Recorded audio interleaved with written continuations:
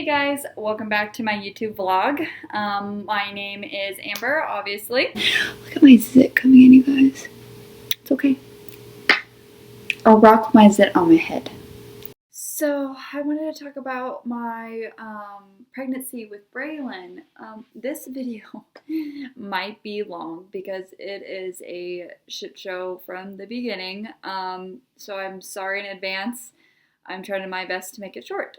I'm going to fast track the beginning. If anyone doesn't know Jay and I's story, we were only together for 3 months. Yeah, 3 months. I know, it's crazy.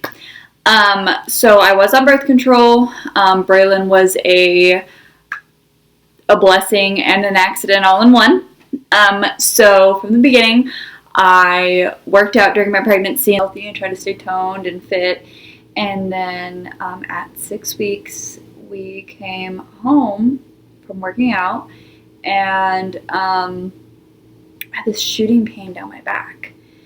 And I was like, that really hurt. Like, it was just kind of like threw me off. And then I went to the bathroom because I had to pee, and there was blood. And I kind of like stood there for a moment, and I was like, I just miscarried. I didn't know what to do. I called Jay in. His parents were over because they were watching the kids at our house or Bryce at the house while we went to the gym. And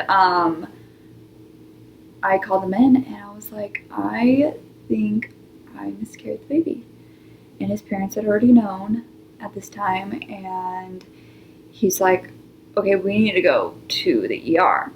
Long story short, we went to the ER, they told me I miscarried, and I kind of accepted it. Obviously, I was really upset, and I was grieving, and like 2 weeks later, I had an OB appointment, so I was just going to go in and kind of get some tests done and make sure like my body was healthy and that I was okay. I have a history of being anemic and other health issues, and I just wanted to make sure like I was okay. And so I went into my OBGYN, and she was like, well, we're going to do some tests, and I'm going to go ahead and put a Doppler on your stomach. Don't expect to hear anything, but I want you to come in every single day for the next week to make sure your HCG levels are going up.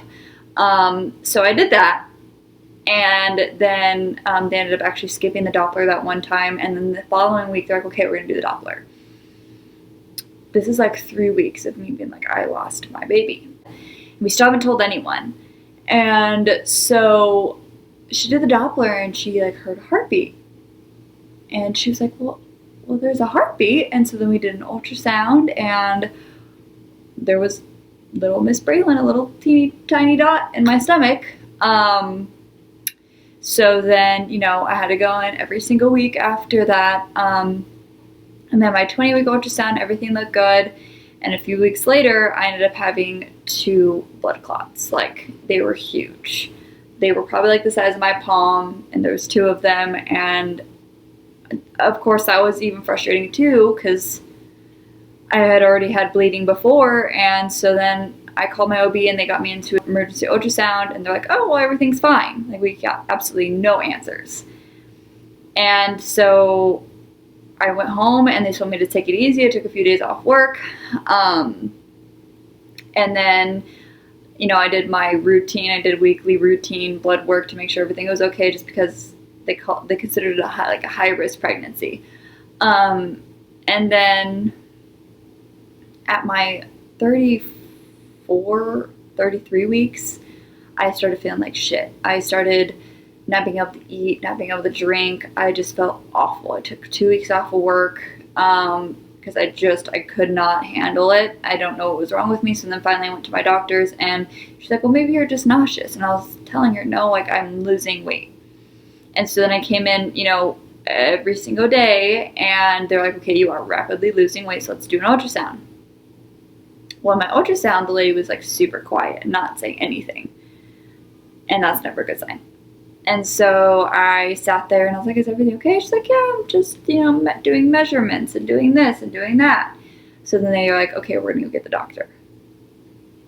And of course, anyone that has gone through an ultrasound and you hear we're going to go to the doctor is never a good thing.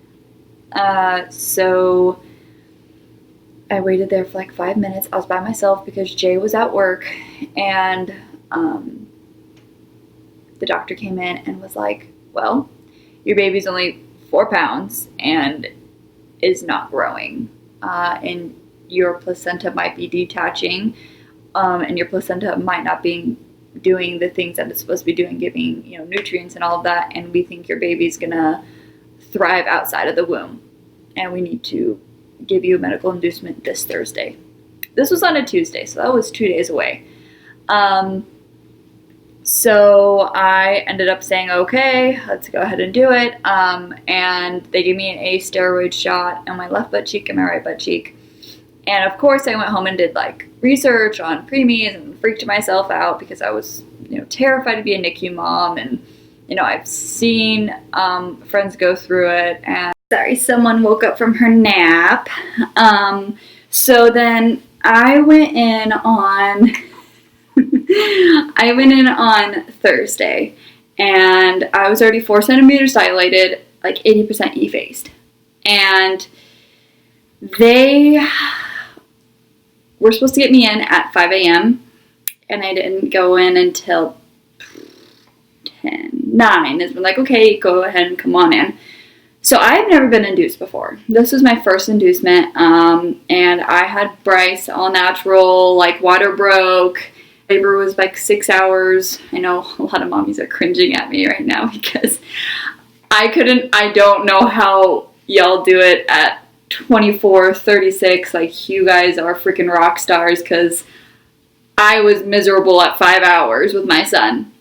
So with Braelyn, you guys are going to cringe even more. So I went in and I still felt like shit. Like, I still felt awful. And so then, what are you looking at? I think she's like looking at her little feet. Look at this outfit.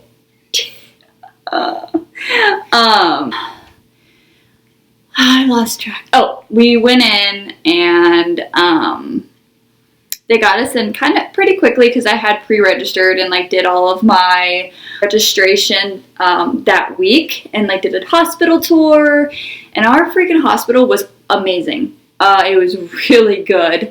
And, you know, I got in bed and like did everything, and I wasn't in active labor, I didn't think. I was getting like hardening in one part of my stomach, and it was kind of like where Braelyn's butt was, and so I always thought it was her butt.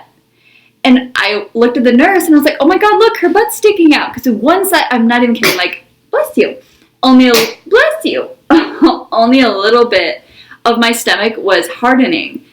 And so I was like, oh my gosh, look, like, this is like what I was talking about. Like, this is her butt. Like, I'm not even kidding. And the nurse laughs at me and is like, that's a contraction. I was like, only one side of my stomach is contracting? Because it was the craziest thing. I thought it was her butt because it was like literally like only one little part, and it would like show only like that. I don't even know how to explain it, but I guess it was a contraction. And I've been feeling that for 2 weeks, and I always thought her little butt was sticking out, and I would always poke at it thinking it was her butt. So it made me feel stupid, you know, poking at contraction thinking it's your daughter's little behind. And so, what are you looking at? And so they gave me the lowest dose of, oh god, I forgot the inducement drug. I found it. So they gave me the lowest dose of Pitocin. And like, well, you've probably been in active labor for about a week. Yeah. So they gave me the lowest amount, and Jay was starving. And I was like, oh, it's gonna be a while. Like, you know, I'm feeling great right now. And I didn't get any epidural. I was determined to do it all natural. And plus she was supposed to be only 4 pounds when she was born. She was supposed to be super tiny. And so, I was like, okay, go ahead and like, go get some food. Like, it's gonna be a while. So this is when the dripper just started, the Pitocin. And I was like sitting there feeling contractions. I was like, oh my god, like, this hurts so bad. So I got it at 12. And then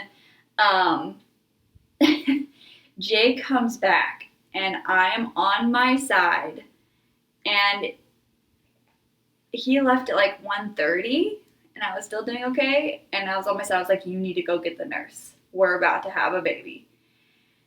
And he was like, what? He was so thrown off. And I'm like, and I yelled at him. I was like, you need to go get the nurse now. And so the nurse comes and they're like, don't push. Any mom that hears don't push knows my frustration. Like, there's a baby that's about to come out and you're telling me to tell my body not to push. Do you realize how hard that is? And I'm sure they do. So I'm on my side with my legs crossed, trying not to push. And my body is trying to get this little being out. And so there's a doctor, that I think he was a relief doctor, that came in because I was about to have a baby. And my nurse was gowning up to deliver a baby. Like I have never seen people work so freaking fast. And this guy is literally putting on his gown the slowest I have ever seen. And I heard him say, I don't want to be here. Where's her doctor? Oh, if that didn't bring up any type of like nervousness, I was holding that baby in so bad. I was like, I am not pushing until my nurse gets here. Thank God my nurse shows up at the like quick second, and she literally was like, you need to leave, move, and got dressed in like 2 seconds. She's like, all right, sweetie, like, are you ready? And in like, oh God, in like 3-4 pushes, they told me to look down, and I grabbed her. They gave me her little arms like this, and I grabbed her out of me, and she was here. I was in labor for 2 hours.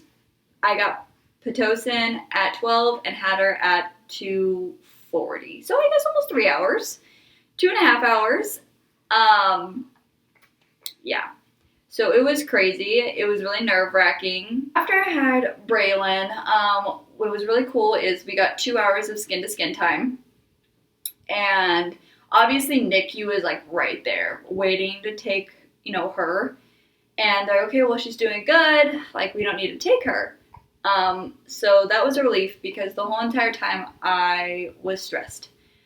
I've heard stories about NICU moms, and I know people that have had babies in NICU, and it's hard, and it's emotional, and you're not going home with your baby, and yeah, I was prepared. I was ready for her to be a NICU baby. I mean, she was a preemie. They're like, okay, as of right now, like, she's good.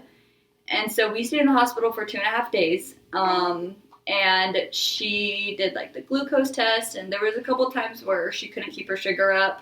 So that's why we opted in to do another day just to make sure. And then there was her breathing. She did this really weird gaspy breathing sound that I can't even explain, and I'm not going to try to do it because it sounds like a weirdo. But it was weird, and it was scary because it sounded like she couldn't breathe. And so every 5 minutes, I would call on the nurses and say, like, can you check her? She's doing that breathing thing. I hardly slept, obviously, the 2 days I was there. They did the car seat test, and she did really good with that. So after the 2.5 days, they said we could stay one more day or go home. Jay was exhausted because he had obviously stayed there with me, and the beds are not comfortable. So we ended up going home, and after about I want to say her second month, she started to kind of really improve, and she was a little below weight for a while, but now they're kind of happy where she's at, just because, I mean, look at her, she's freaking a chunk monster. She's so chubby. She was only in the 1 percentile for everything. Her head is still abnormally small, so her head is only in the 3rd percentile. Her weight is in the 29th percentile now, and her length is in the 15th percentile. So she's still really small, but she's doing great. I kind of have to whisper to put her down to sleep for her nap. So she's doing great now. She's really thriving. Bryce absolutely loves her. Is such an amazing big brother to her. I'm super blessed with that. And I hope you guys enjoy this obnoxiously long video. I give you props if you actually watched the whole thing from the beginning to the end without skipping through. Alright guys, until next time, bye!